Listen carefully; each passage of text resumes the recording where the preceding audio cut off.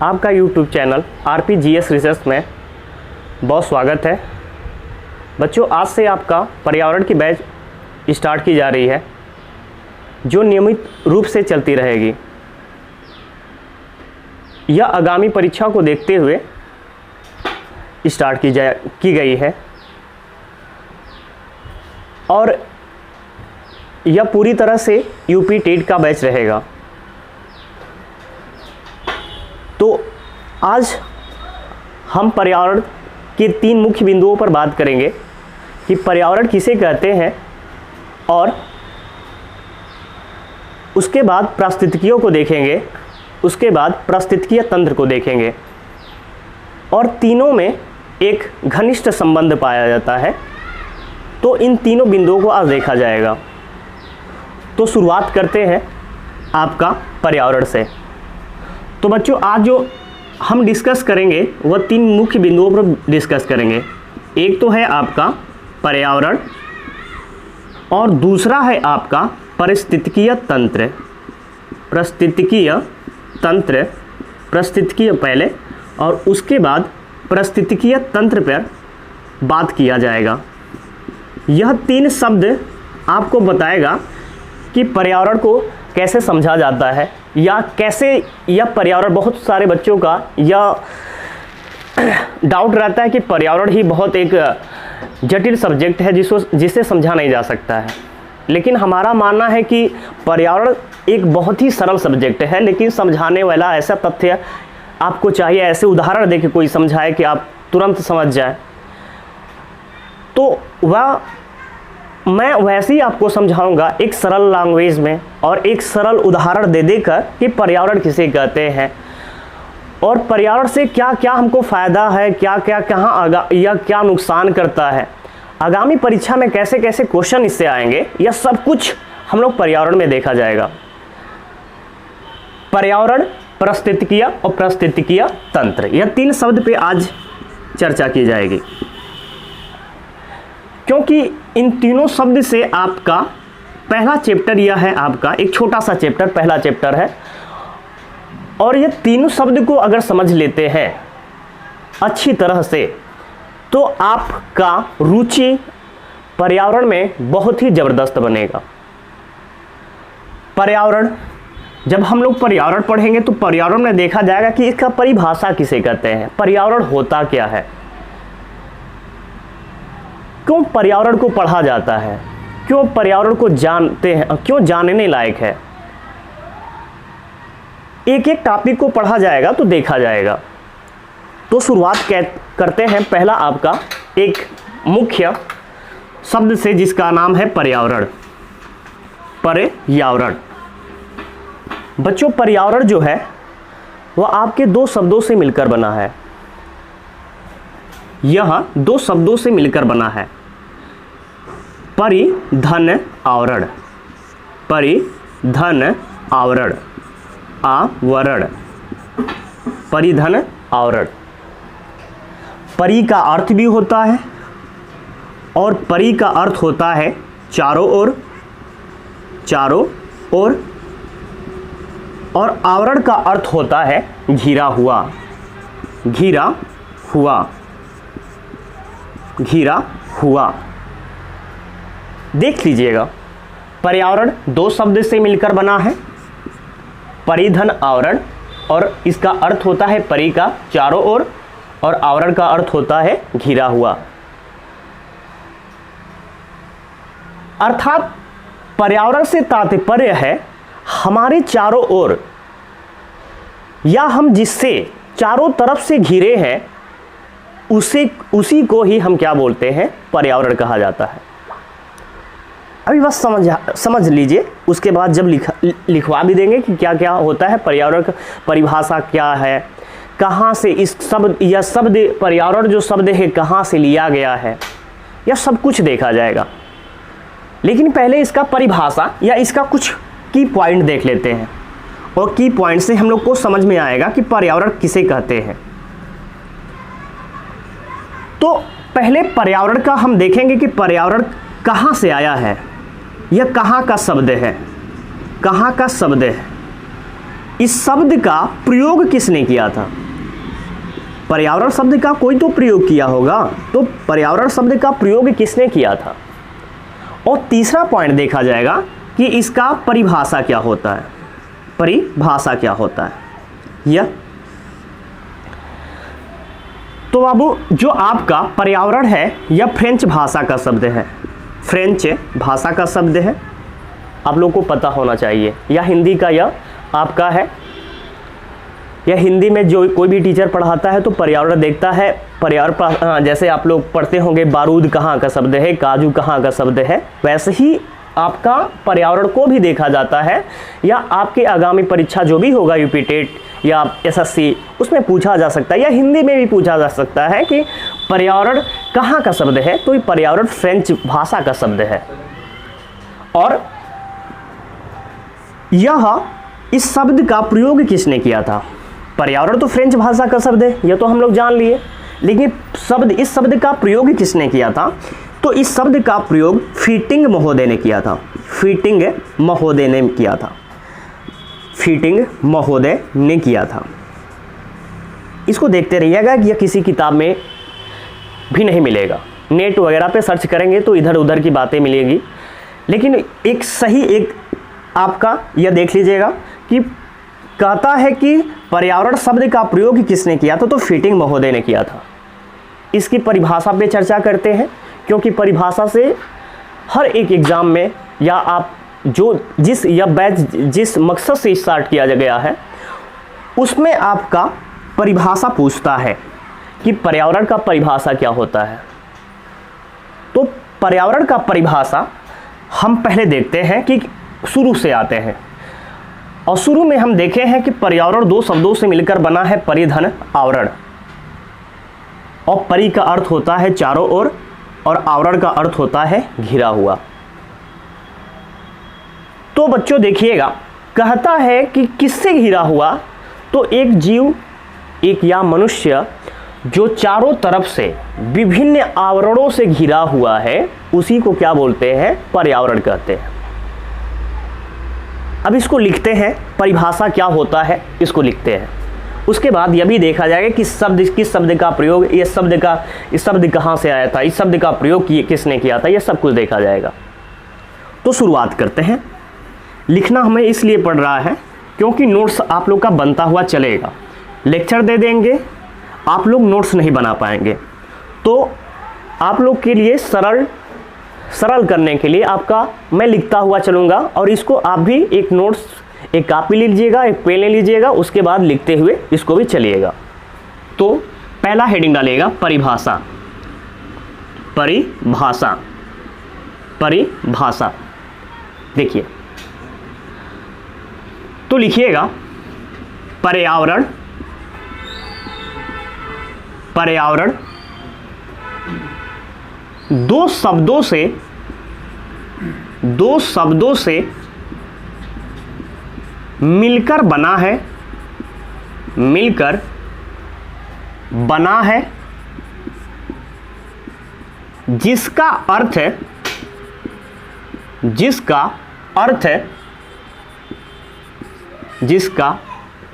दो शब्दों से मिलकर बना है, ये थोड़ा सा मिटा दीजिए, दो शब्दों से मिलकर बना है, परिधन आवरण, परिधन आवरण। परि का अर्थ होता है, परि का अर्थ होता है घिरा हुआ, घिरा हुआ, और आवरण का अर्थ होता है, और आवरण का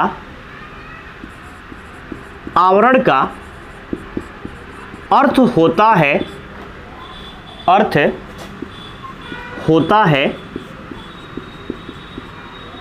चारों ओर, चारों ओर, चारों ओर।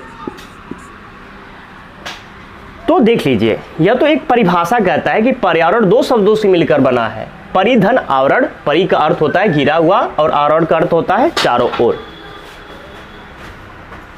चारों ओर।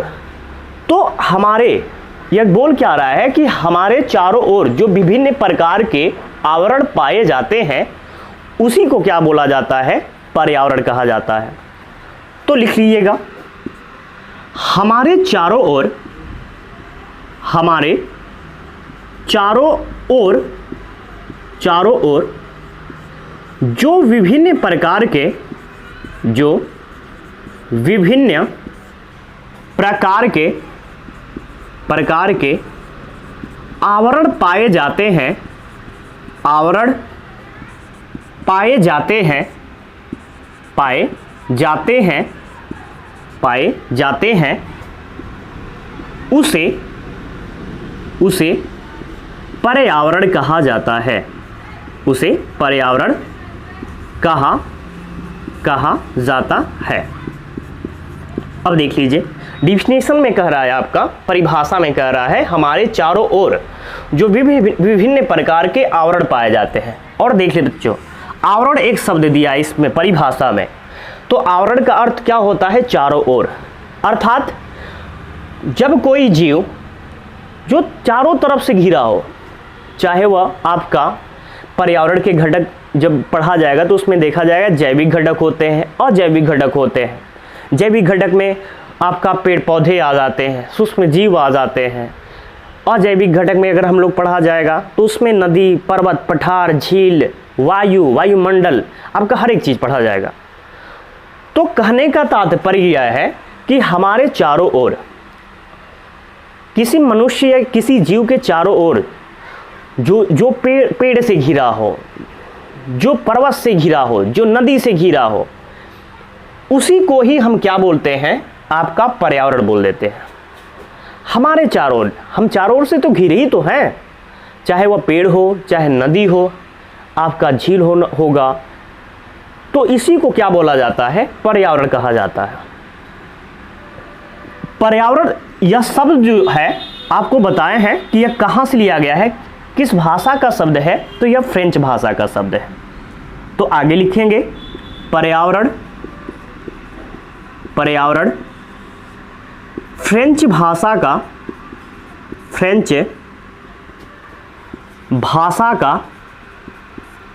का शब्द है, फ्रेंच भाषा का शब्द है, फ्रेंच भाषा का शब्द है। और इस शब्द का, पर्यावरण जो आपका शब्द है, इस शब्द का प्रयोग किसने किया था, सर्वप्रथम तो पर्यावरण शब्द का प्रयोग आपके फीटिंग महोदय ने किया था। किसने किया था, फीटिंग महोदय ने किया था। तो लिख लीजिएगा, पर्यावरण शब्द का प्रयोग, पर्यावरण शब्द का प्रयोग फीटिंग महोदय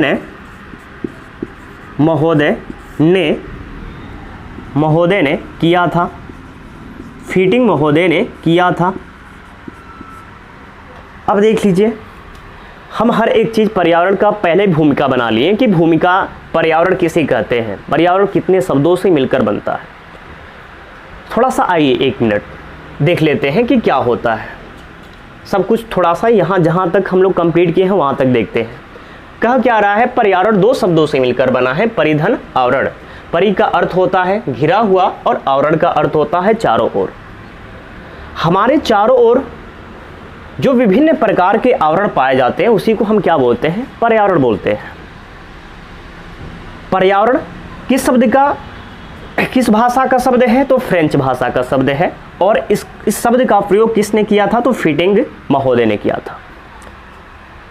पर्यावरण के कुछ घटक भी पाए जाते हैं। घटक या तत्व बोल सकते हैं कि पर्यावरण के कितने घटक हैं या कितने तत्व हैं या कितने प्रकार हुए पर्यावरण के। तो बच्चों, पर्यावरण के 4 प्रकार होते हैं जो मुख्यतः माने जाते हैं। 4 प्रकार होते हैं। एक होता है जैविक घटक, दूसरा अजैविक घटक, तीसरा आपका ऊर्जा घटक और चौथा आपका सांस्कृतिक घटक। तो इसको भी देखते हैं क्योंकि घटकों से कभी कभी क्वेश्चन बन जाता है।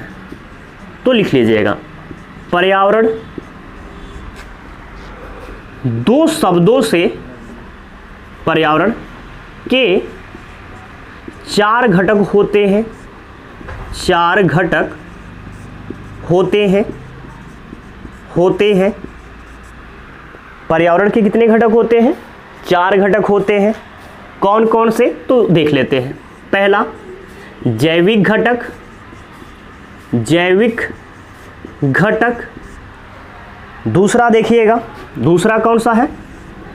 अजैविक घटक, अजैविक घटक, अजैविक घटक। तीसरा जो आपका हो जाएगा वह हो जाएगा ऊर्जा घटक, ऊर्जा घटक। और चौथा आपका हो जाएगा सांस्कृतिक घटक, सांस्कृतिक घटक, सांस्कृतिक घटक। तो यह पर्यावरण के आपके 4 घटक होते हैं। पहला जैविक घटक, दूसरा अजैविक घटक, तीसरा ऊर्जा घटक, चौथा आपका सांस्कृतिक घटक। जैविक घटक में, जैविक घटक कहता है कि इसमें उसे शामिल किया जाता है जो अपना, जिसमें जान है, जो अपना भोजन स्वयं बना सकता है, या जिस कह सकते हैं कि यह जीव विज्ञान की एक शाखा है, तो उसे जैविक घटक कहा जाता है। और जैविक घटक में आपका कहते हैं कि पेड़ पौधे को शामिल किया जाता है, पेड़ पौधे और जीव को शामिल किया जाता है। किसमें? जैविक घटक में। अजैविक घटक में किसे शामिल किया जाता है? तो अजैविक घटक में आपके निर्जीव वस्तुओं को, जिसमें या जान नहीं होता है, उसमें हम अजैविक में शामिल किया जाता है। या सीधे से हम कह सकते हैं कि जिसका अध्ययन हम भूगोल की तरह करते हैं, भूगोल पढ़ते हैं, भूगोल का अध्ययन करते हैं, तो जिस तत्वों का भूगोल में अध्ययन किया जाता है उसको हम अजैविक घटक कहा जाता है। जैसे आपके हो जाएंगे नदी हो जाएगा, तो नदी का अध्ययन कहाँ किया जाता है? जीव विज्ञान में तो किया नहीं जाएगा। नदी का, पर्वत का, पठार आपका हो जाएगा, झील आपका हो जाएगा, यह सब कुछ आपका अध्ययन किस में किया जाता है? भूगोल में किया जाता है। और इसमें देखते होंगे कि नदी में जान भी नहीं पाया जाता है। अर्थात जान का मतलब क्या? कि पेड़ को देखो, पेड़ अपना भोजन स्वयं बना लेता है, इसमें जान है। जीव भी अपना भोजन लगभग बना ही लेता है, उसको में भी जान है, इसलिए उसको जीव विज्ञान में रखा जाता है। कहते हैं कि उसमें जीव है, जान है, इसलिए उसको जैविक घटक में रखते हैं। और जैविक में उसको रखा जाता है जिसमें जान नहीं है, निर्जीव है, और जिसका अध्ययन भूगोल के तहत किया जाता है। ऊर्जा घटक, ऊर्जा घटक में उसे रखते हैं जो आपका ऊर्जा प्रदान करता है, जैसे आपका सूर्य है। पृथ्वी को या पूरे पर्यावरण को हमको ऊर्जा कहाँ से प्राप्त होता है? तो सूर्य से प्राप्त होता है। फिर कह सकते हैं कि पवन ऊर्जा है आपका, तो इसमें पवन ऊर्जा भी आ जाएगा, पवन ऊर्जा। भूतापीय ऊर्जा भी आ जाएगा, भूतापीय ऊर्जा भी आ जाएगा, ऊर्जा भी आ जाएगा, ऊर्जा भी आ जाएगा। सांस्कृतिक घटक में क्या आएगा? इसमें सामाजिक, राजनैतिक एवं आपका सामाजिक, राजनैतिक एवं आर्थिक घटक आ जाएगा, आर्थिक घटक आ जाएगा। अब आइए एक बार इसको देखते हैं। कहता है कि पर्यावरण के 4 घटक हैं, और 4 घटक पेड़ पौधे, जीव जंतु, नदी, पर्वत, पठार, झील, सूर्य, पवन। इसमें ऊर्जा घटक में देखते हैं तो सूर्य, पवन, ऊर्जा, भूतापीय ऊर्जा। सांस्कृतिक घटक में देखते हैं तो सामाजिक, राजनीतिक और आर्थिक घटक आते हैं। अभी हम लोग देखे हैं कि पर्यावरण की परिभाषा में देखे हैं कि हमारे चारों ओर विभिन्न प्रकार के आवरण को ही पर्यावरण कहा जाता है, जो हम चारों तरफ से घिरे हुए हैं। तो बच्चों देखिए किससे घिरे हुए हैं, तो पर्यावरण के ये 4 घटकों से पता चलेगा कि हम किससे घिरे हुए हैं। तो 4 घटक में कि जैविक घटक, अजैविक घटक, ऊर्जा घटक और सांस्कृतिक घटक, इन चारों से ही घिरे हुए हैं, और इन चारों को ही हम आवरण कहते हैं। जैसे हम बोले हैं कि पेड़ पौधे से घिरे हुए हैं, तो क्या हम लोग पेड़ पौधे से नहीं घिरे हुए हैं? पेड़ पौधे से घिरे हुए हैं। अजैविक घटक में आपके नदी, पर्वत, पठार, झील आ जाएंगे, उससे भी घिरे हुए हैं। ऊर्जा घटक में आपका सूर्य आ जाएगा, पवन ऊर्जा आ जाएगा, भूतापीय ऊर्जा आ जाएगा, और भी ऊर्जा आते हैं, उससे भी घिरे हुए हैं। सांस्कृतिक घटक कहता है कि सामाजिक, राजनैतिक और आर्थिक। पर्यावरण हमारा सामाजिक के लिए महत्व है, राजनीतिक के लिए भी महत्व है, और आर्थिक दृष्टि से तो जानते ही महत्व है। तो ये जितना है आपका, उसी को हम क्या बोलते हैं, पर्यावरण कहा जाता है। तो यह तो आपका एक पर्यावरण का भूमिका था, कैसे पर्यावरण को क्या कहते हैं, पर्यावरण की परिभाषा क्या होता है, यह देखें। आपका एक दूसरा शब्द जो आज का टॉपिक का है वह है पारिस्थितिकीय। पारिस्थितिकीय को आपका इंग्लिश में इकोलॉजी बोलते हैं, इकोलॉजी। और इकोलॉजी भी काफ़ी एग्ज़ामों के लिए महत्वपूर्ण माना जाता है, क्योंकि यूपी टेट में यहाँ से हर साल क्वेश्चन बनता रहता है कि इकोलॉजी शब्द का प्रयोग किसने किया था, इकोलॉजी का परिभाषा क्या होता है, किसे कहते हैं, और काफ़ी यह जटिल भी है, लेकिन इजी तरीके से हम लोग देखा जाएगा कि पारिस्थितिकीय या इकोलॉजी किसे कहते हैं। एक एक बिंदुओं को देखा जाएगा। पारिस्थितिकीय हेडिंग डाल लीजिएगा, इकोलॉजी, इकोलॉजी, इकोलॉजी, या इसी को हिंदी में बोलते हैं पारिस्थितिकीय, पारिस्थितिकीय, पारिस्थितिकीय। इसको पहले समझ लेते हैं, उसके बाद लिखते हैं। तो पहले तो देखा जाएगा कि इसका परिभाषा क्या होता है। परिभाषा, क्योंकि परिभाषा से दो तीन ऐसे शब्द हैं जो आज का टॉपिक का बोले हैं, पर्यावरण, पारिस्थितिकीय, पारिस्थितिकीय तंत्र। ये तीनों आपका बच्चों शब्द से, परिभाषा से भी क्वेश्चन आते हैं, इसलिए परिभाषा पे थोड़ा सा जोर दे रहे हैं और लिखवा इसलिए रहे हैं कि यहाँ से क्वेश्चन बनता है।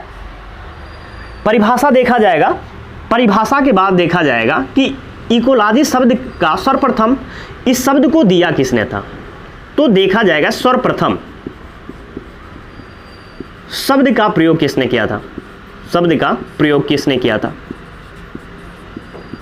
और प्रयोग तो किया ही किया था इस शब्द का, लेकिन कोई एक ऐसा व्यक्ति था जो इसका परिभाषा भी बताया था कि क्या इसका परिभाषा हो सकता है।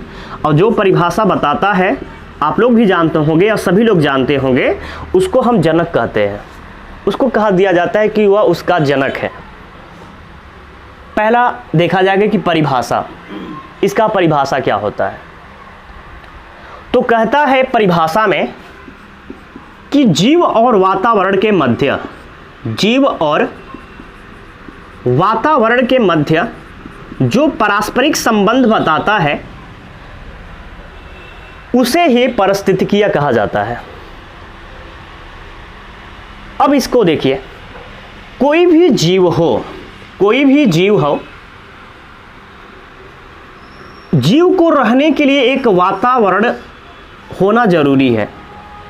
कोई भी जीव हर एक वातावरण में नहीं रह सकता है, उसके लिए अनुकूल उसको दशाएं चाहिए। गर्मी का मौसम हो, ठंडी मौसम हो, हर एक जीव गर्मी में सर्वाइव नहीं कर सकता है, हर एक जीव आपका ठंडी जगहों पर नहीं रह सकता है। तो हर जगह हर जीव आपका नहीं रह सकता है, लेकिन जहाँ पे जीव आपका रह रहा है उसका वातावरण से संबंध बताता है, और उसी संबंध को हम क्या बोलते हैं, पारिस्थितिकीय बोलते हैं। एक उदाहरण के माध्यम से समझेंगे कि जीव और वातावरण का पारस्परिक संबंध का मतलब क्या होता है।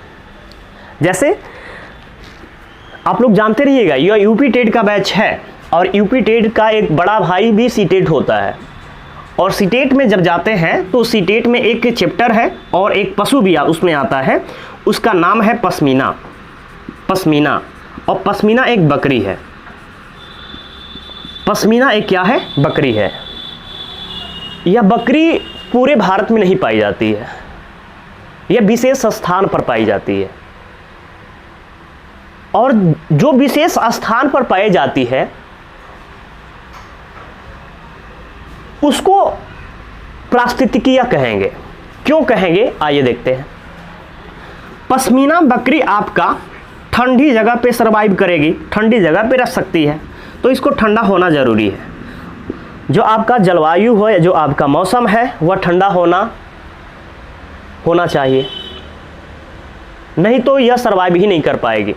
एक तो सबसे बड़ा कारण यही माना जाता है कि ठंडा होना चाहिए। यह क्यों कहता है? अगर ठंडा नहीं होगा तो यह सर्वाइव नहीं कर पाएगी और मर जाएगी।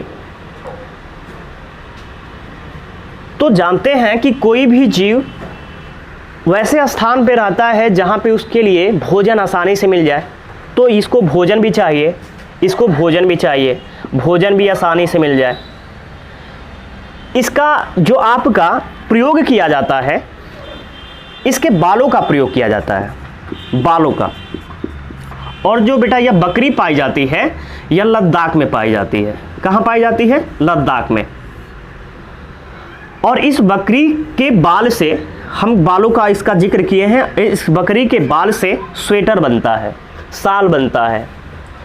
जितने भी आप लोग ठंडी के यूज में आप लोग मफलर वगैरह यूज करते हैं, टोपी वगैरह यूज करते हैं, सब इस बकरी के बाल से बनता है। और बहुत ही ज़्यादा यह क्या करता है कि गर्मी भी करता है। एक कहते हैं कि साधारण स्वेटर से यह लगभग 6 गुना ज़्यादा गर्मी करता है। अब सोचिए कि कोई ऐसा जानवर है जो उसका बाल का यूज कर रहे हैं और उस बाल की यूज से हम क्या बना रहे हैं? स्वेटर बना रहे हैं, जो एक साधारण स्वेटर से 6 गुना अधिक गर्मी कर रहा है। तो क्या सभी को लग सकता है कि इस बकरी को पालना चाहिए?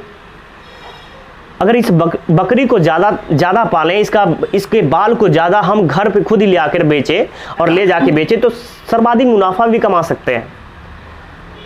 लेकिन यह बकरी जो है आपकी हर जगह सरवाइव नहीं कर पाएगी, रह नहीं पाएगी। क्यों नहीं रह पाएगी? क्योंकि यह एक अपना वातावरण खुद चूज की है। भगवान या प्राकृतिक द्वारा इसे एक स्थान दे दिया गया है कि उसको वहीं पर क्या किया जाएगा कि रह सकती है, अन्य जगहों पर नहीं रह सकती है। यह ठंडा इलाकों में है। अब लद्दाख है, लद्दाख जानते होंगे कि भारत का सबसे क्या है कि आपका उत्तरी श्रेणी है। उत्तर में सबसे क्या है आपका लद्दाख है, लद्दाख। और आपका सबसे दक्षिण में क्या है? तो सबसे दक्षिण में आपका है तमिलनाडु। और तमिलनाडु जानते होंगे कि सर्वाधिक गर्मी पड़ती है। अगर पश्मीना बकरी को ले जाकर हम तमिलनाडु में रख दें तो वह क्या हो जाएगी? मर जाएगी। क्यों मर जाएगी? क्योंकि वहाँ का वातावरण को वह झेल नहीं पाएगी। तो बच्चों परिभाषा देखिए, वातावरण जब झेल नहीं पाएगी तो वह क्या हो जाएगी? रह ही नहीं पाएगी। तो इसमें हम लोग यही देखते हैं कि वह जीव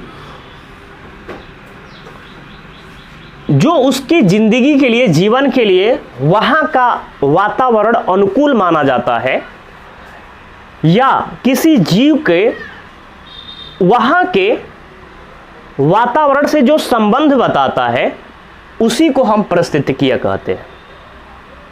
तो पारिस्थितिकीय तो देख लिए कि पारिस्थितिकीय किसे कहा जाता है।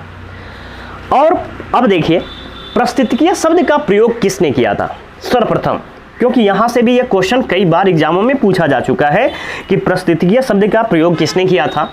जो किताबों में भी देखते होंगे, लेकिन किताबों में पूर्ण रूप से दिया गया नहीं है, आधा ही अधूरा ज्ञान दिया है। कुछ किताबों में दिए गए हैं, कुछ किताबों में नहीं दिए गए हैं।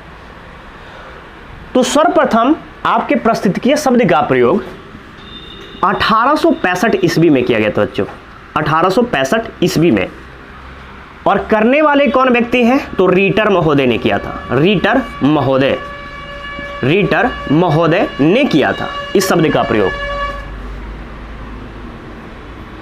और परिभाषा कब दिया गया था? तो 1869 ईस्वी में दिया गया था। और देने वाले कौन है? अर्नेस्ट हैकल। अर्नेस्ट हैकल ने क्या किया था कि इसका परिभाषा दिया था। और जो बच्चों परिभाषा देता है उसी को हम क्या कहते हैं? जनक कहते हैं। तो आपका बताएंगे कि आपका परिभाषा किसने दिया है? तो अर्नेस्ट हैकल ने दिया है। इसलिए अर्नेस्ट हैकल को क्या कहा जाता है? आपका पारिस्थितिकीय का जनक कहा जाता है। पारिस्थितिकीय का जनक कहा जाता है। ठीक है, इसको लिख ले। कुछ कह रहे हैं? आज के लिए रहने दे। हाँ, अच्छा, तो आज का वीडियो कैसा लगा? अगर अच्छा लगा होगा तो कमेंट करके ज़रूर बताइए। आज के लिए थैंक यू।